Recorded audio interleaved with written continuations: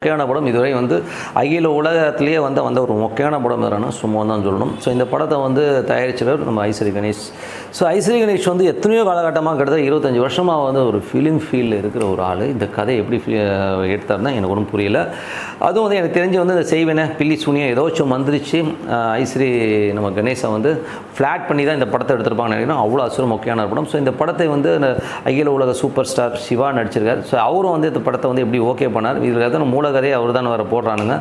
அவர் பண்ணாரா என்னன்னு தெரியல, ரொம்ப இதாக இருக்குது. ஸோ என்னை பொறுத்தவரை வந்து நம்ம ஆர்ஜே பாலாஜியை வச்சு ஒரு பெரிய ஹிட்டு கொடுத்துட்டோம். இதே மாதிரி ஒரு காமெடி இவரும் ஒரு நல்ல படம் கொடுப்பான்னு ஒரு நம்பிக்கையில் வந்து ஐஸ்வரி கணேஷ் விட்டது பெரிய தப்பாக போச்சு.